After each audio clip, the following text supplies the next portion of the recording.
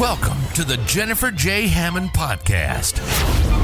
Jennifer is a licensed realtor, educator, speaker, and best-selling author. Jennifer's goal is to help you find your yay in every day. Jennifer is grateful for the opportunity to educate, empower, and inspire you with powerful conversations, insights, and new viewpoints. Here's your host, Jennifer J. Hammond.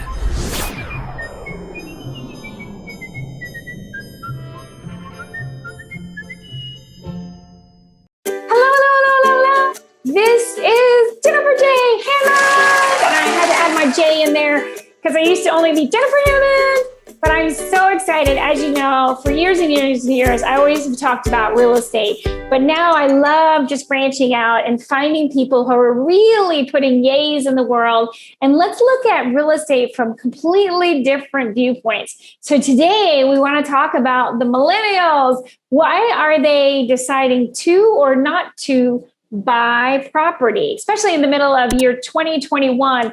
We have a pandemic. We have all sorts of crazy things going on. So I'm excited to have this conversation with Linley Baker. She's an author, a speaker, a coach, and a professional actuary. Yes, I'm sure you have some questions. So first of all, Linley, welcome to the show. Thanks, Jennifer. It's a pleasure to be here.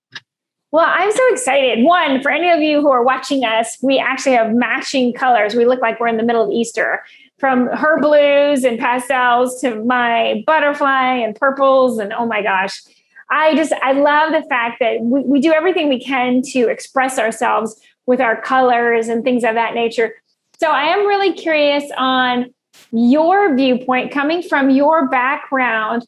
What do you think is happening right now with millennials buying or not buying, especially during the pandemic? I have 6 children that are all millennials or close to millennials, and 2 of them are homeowners. Actually, one of them is almost a homeowner. He's 28, got his RN last year. And so he and his spouse are buying a house as it's being built. And so we get pictures every week of the progress, and it's kind of exciting. And then my oldest son, he bought a house several years ago. And so for them, they've been able to overcome any kind of fears or hesitancy. But I think part of it is nowadays, education takes longer. It takes longer for people to settle down. And so it might be later in life than in their parents' life that they even thinking about buying a house. For me, I was 27 when I bought my first house. I'd already finished my education, and my grandmother had passed away, and she gave each of her grandchildren $10,000. And I thought the best thing I can do with that is put equity in a house. And so my husband and I bought a house, and we've always enjoyed the independence of it, having our own space and being able to decorate it the way you like and make it functional the way you like, where when you're renting, you're always following someone else's rules, which you may or may not like, but I think it's kind of nice to set your rules. Yeah, it was funny. My sister and I have this conversation. It's an ongoing conversation because she's never become a homeowner. And she's, from her viewpoint, she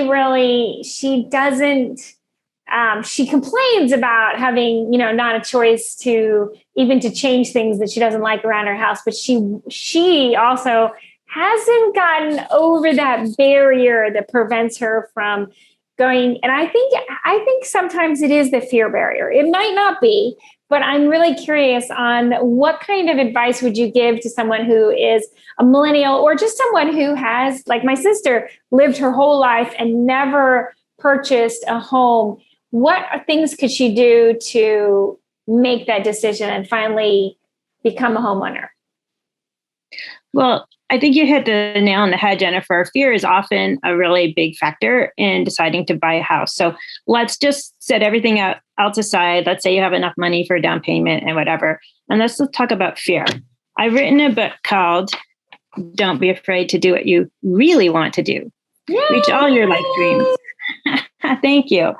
And that book talks about how fear gets in the way of whatever we might want to do. something that we've never done before, probably something that has some unknowns in it. And buying a house certainly is in that category. And I think of different people. Lise de Balzac, she was a famous spy from Britain in World War II, and she paratrooped into France. And she says, if you're afraid, you can't do anything. So we need to start by saying, well, let's not be paralyzed. And then I also studied Michael Jordan, and in his book, he talked about being afraid, and people would interview him like, aren't you afraid you're going to miss that 3-point shot? And he said, I don't even think about it. So if I'm thinking about being afraid, that's taking away from thinking about making the shot. Right. So he just focuses on making the shot, and he makes it, or he doesn't make it, but he doesn't have the fear. And so not having the fear helped him become the great hero that he was.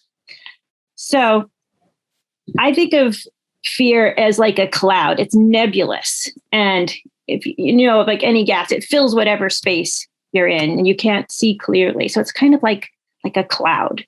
And so when we're emotionally feeling fear, we're experiencing that cloud. And it's like, oh no, it's like everywhere. But so if we recognize that and think, well, cloud is very thin, and we start to think about it, quantify it. What are you actually afraid of? Is it afraid of not having enough money to pay your mortgage, losing your job, time for upkeep on the home, unknowns with the home? Start quantifying what those issues might be, and even think, well, what's the worst that could happen? Usually, once you've gone through that list, it doesn't look as bad as that cloud did, because it's kind of distilling it into water or a solid, and it's smaller, and you can actually look at it. And it reminds me, if I can interrupt just for a second, that reminds me of when you're a child and, you have the scary monster that's underneath the bed and you never see the scary monster, or even in like a scary movie, the monster that you never see, that's just that nebulous kind of, you don't know what it is. And then as soon as it pops out, and even in a movie, it has 3 horns and it's green. Okay, well, that's not very scary. It all of a sudden becomes confrontable and it's not so scary. And what you just described, I think, is also a beautiful way to talk about even breaking through that fear nebulous cloud of the unknown. Because as soon as you go, okay, is it because of the repairs? Well, then I can make sure I buy a house that doesn't need a whole lot of repairs. Or is it because of the money? Well, then let's make sure that we go through all the finances so we understand what exactly would that cost, so that I'm never in that position. So as soon as you have those exact things, you can confront them. But just like the scary monster under your bed or in your closet, especially from a child's point of view, that monster is so scary. And then it's just so funny. Like if, your parents like open up the closet, turn on the light, and there's no monster, you're like, well, I'm not scared anymore. So I think confronting whatever it is, that is a great way to put it for getting through the fear and not allowing it to just be this cloudy, blurry, uncomfortable feeling versus that is preventing you from going into action. Yes. Very well said, Jennifer. Yay! Yeah, because if we aren't doing what we really want to do, our inner soul is not at rest. We want to feed our soul. We want to have those yay moments. You talk about like, when are my yay moments? It's having my own place and having it decorated the way I want to, being able to have family and friends come visit and enjoying my home. And so I'm glad that I didn't let fear hold me back from becoming a homeowner.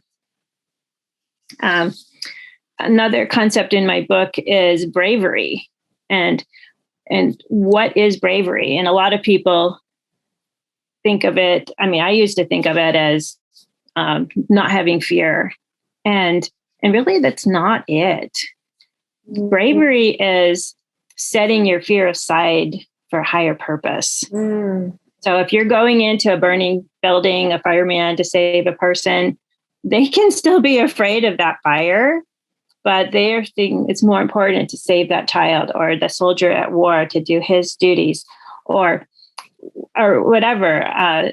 So if you're afraid to buy your house, but you really want one, maybe you can leverage some bravery and say, well, I'm going to push through this. I'm going to be brave. I'm going to do what I really want to do. And we'll just put that fear aside. We'll just release it. And there are a lot of people right now, again, 2020, last year was a year when the pandemic started, that people really started redefining what, and I use my air quotes for anyone who's not watching the video, the air quotes of what home meant to them. Because like in New York City, they had these tiny little closets they called home because they were never there. I mean, I know people who remove their kitchen because in New York City, they're never home. They don't cook, they need a microwave or a coffee pot and that's it. But then all of a sudden they ended up having to spend, a month, 2 months, and it seemed endless. And so I think it's really important to define what you want. And again, as you said, the purpose, if your purpose is big enough, like running into a burning building as a firefighter because your purpose is to save lives. So connecting with that purpose can also break you through that fear, as you were discussing. And I think it is so important to make sure that you have that higher purpose. Do you have some ways that you would suggest for people to discover, or I almost would say uncover, that higher purpose? Well, one thing is to be unique, because everyone is unique. And a lot of times people want to follow the crowd or do what their friends are doing, but maybe your friends aren't buying a house, but you really want to. So you can just go ahead and say, I'll be unique. I am unique. Everybody is their own person. There's nobody else like you. There's no one with a family situation like you. And you can get a house that's going to enrich your life uniquely. You don't want to buy someone else's house that might be maybe fit them. So when I was living in China, and so we had our home in the US that we were renting so we could move back into it when we finished our time overseas. And there were a lot of girls in orphanages there, and we only had sons. And I wanted to have a daughter, particularly because I had really great relationships with my mom and my two grandmas. And I wanted the chance for that kind of relationship in the next generation. So if I only had boys, there was no chance for that. And I mean, I do have good relationships with my sons, but there's a unique relationship that mothers and daughters can have that I wanted. So that was something that I wanted. And so I thought, well, we have all these girls that need families and these orphanages in China. So we decided to adopt one. And I called my parents and I said, oh, we're excited. We think we want to adopt an orphan. We think this is the one we want. And they said, don't do it. You are too busy taking care of your 4 kids. They need you, your 4 sons. And we don't think it's a good idea. And no one else we knew was adopting Chinese orphans except a family in our neighborhood in China, but kind of a thing to do there. And so we didn't listen to the naysayers. We decided that's what we really wanted to do. We wanted this daughter. And so we went forward with it. And so that's in a way to be unique. Don't worry about what other people think, what other people are doing. You know what you want and then fulfill your desires.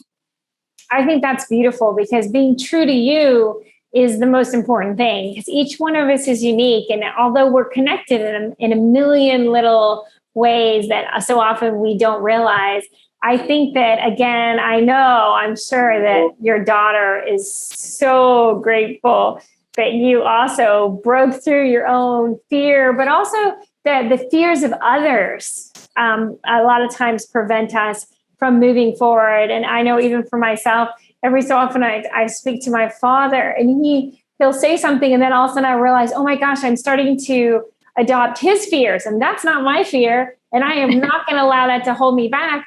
And yet it's such a small little thing, but I realize that we also, again, as you said, be true to yourself, because if you're not, people that you admire, you can unfortunately allow their opinions and their fears to seep in And then that's not you being you, because you can strip all those fears away and move forward with, as you call them, the big goals. But any goal, even if it's just today, I'm going to find as many, for me, it's as many yays in every day as you can. I think it's so important not to allow fears of others to become our fears, right? Oh, exactly. And it's easy to adopt them because maybe it's something you haven't thought of. But if you can just take a breath and then think about it, am I really afraid of that or not? Or is that going to bother me? Then you can avoid adopting other people's fears. But I mean, even if you go through your fears and some of them are founded, it may take you in a different direction, but you'll still be more confident in your decision because you've thought it through. Yeah. And I know one of the other things that you talk about in your book is when you talk about that sometimes it's okay to change directions and not go after a goal. If it's, and I think also it's similar to what we were just discussing with fears. Sometimes we might have decided on a goal because it was somebody else's goal for us, not necessarily, it wasn't really our goal. And I think that's also part of the journey, is almost like unpeeling ourselves and deciding, okay, what's important to me? What's the goal that I want to make that's part of my heart, that is my journey and not someone else's journey? So will you talk a little bit more about that, letting go of a goal that isn't really your goal? Right. It might not be your goal, or maybe you thought it was your goal. And as you start toward it, you realize that it's not for you. And either way, you need to be able to just release it without any guilt. You've learned something about yourself and you go on. When I was about 20 years younger, I decided that I wanted to do a half Ironman race. Ooh. Now, my husband at the time, he did a full Ironman the year before. And I'm like, that's too much. It's way beyond fitness. I'm not doing that. And so I'm going to do a half Ironman. And so I thought, I'm not very athletic, so I can take 4 years to do it. Once for each sport: swim, run, bike. And then the fourth year, I put it all together. So the first year, I decided I would do a half marathon, which is the running distance of a half Ironman. I joined a local running club. I was all prepared. It was in Indianapolis, very exciting half marathon. They run through the Indianapolis 500 racetrack in the middle. Wow, fun. Yeah, in the middle of those 13 miles. And so I started, they had 30,000 runners, and the whole race course, the whole race, except for within the Indy 500, was lined with spectators, aid station bands, cheerleaders. I mean, it's a big party. But I was looking at those people and I thought, those spectators, they are missing out. They should be running. We runners, we know what's in today. So I start running and it's pretty fun. And then we go through the racetrack and then I'm starting to get tired. So we keep running and then we get to mile 10 and I asked my racing partner, I think we should stop. Because I thought the spectators have it right. We had it wrong. Let's just stop. So we found this little house that had a short stone wall right by the sidewalk, so really comfortable to sit. So we plopped ourselves down and we started being spectators. And that was much better for me. I really loved watching everybody go by. But finally, my partner said, well, we're in a race here. Do you think you can finish? And so I started thinking, well, there's 3.1 miles left. That's a 5K. I've run a 5K before. I know I can do that. And besides, our car is near the finish line, which was also the start line. I have to get there somehow. So I thought, okay, well, let's go.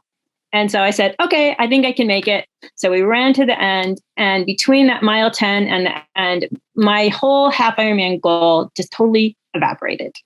Not only did I not want to do that, I never wanted to run 13 miles again in my whole life. And a lot of people, when they get to a situation like that, they feel like guilty that they didn't make their half Ironman. But I feel like I got more fit that year. I learned something about myself. I know what goal I don't want. And I just went forward and made new goals. And I think that's really important, is to be good to yourself and celebrate the wins you have, because so often we overlook the wins that we have, and we would go for the negative instead of the positive in any situation, just like that. And it's so important to look at the positive and to celebrate. You have tons of wins. Again, like you said, you learned probably a lot about all three of those things. You got in better shape, and you shifted your focus, which I think was probably an amazing growing and learning experience. So there were just so many wins in that. And I'm so appreciative. I love stories. I think stories are something just like parables from the Bible. We learn so much when we can learn through stories. So thank you for sharing your story. And we're out of time already. So as I ask everyone, what is it that you do each and every day that helps you create yays? I called my company Linfluence because it's to use Linley's unique influence to make the world a better place. So anything that I can do, I try to connect with my children. I write my book. I teach classes to help people reach their goals and even just understand their dreams and reach them. And when somebody that I'm working with is, puts the light on and realizes what their purpose is, or they start reaching their goal and they get that in their inner soul, they start feeling better, then that just gives me the yays.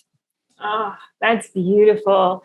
Well, thank you for being with us. I want to make sure that people know how to get in touch with you. So will you share where to find your book, your website, social media, anything you'd like to share? Sure. This is my book. Don't be afraid to do what you really want to do, reach all your life dreams. This is available on Amazon as an ebook and a paperback starting April 15th, 2021.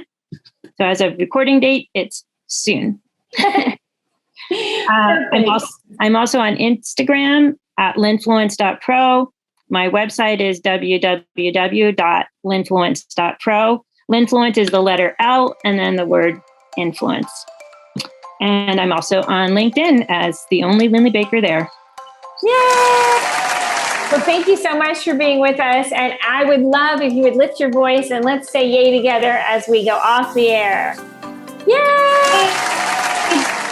Hi, I'm Jack Canfield. You may know me as the co-author of the Chicken Soup for the Soul series.